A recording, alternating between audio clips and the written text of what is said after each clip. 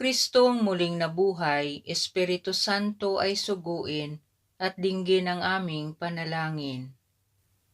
Para sa simbahang Katoliko, patatagin nawa siya ng Diyos sa pananampalataya at pangalagaan ang kanyang mga lider. Tanglawan nawa siya ng Espiritu Santo upang maitaguyod niya ang katotohanan at pagmamahal. Manalangin tayo. Kristong muling nabuhay, Espiritu Santo ay suguin at dinggin ang aming panalangin. Para sa lahat ng overseas Filipino workers, lalo na yung mga nasa bansang nakikipagdigmaan, kanlungin nawa sila ng Diyos at ingatan sa lahat ng kapahamakan. Manalangin tayo.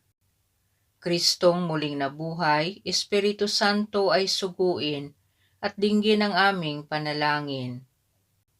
Para sa mga ina ngayong Mother's Day, puspusin nawa ng Espiritu Santo ang kanilang puso ng pag-ibig at itaguyod at mahalin sila ng kanilang mga anak.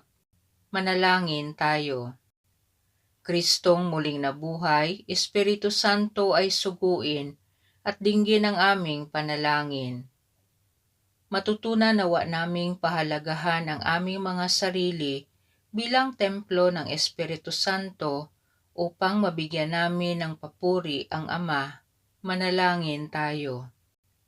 Kristong muling nabuhay, Espiritu Santo ay suguin at dinggin ang aming panalangin.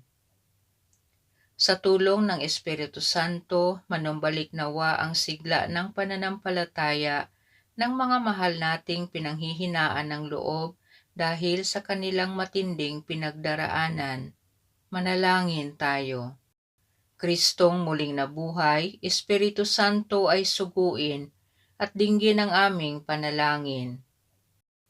Makapiling nawa ni Kristong muling nabuhay ang mga kapatid naming yumao.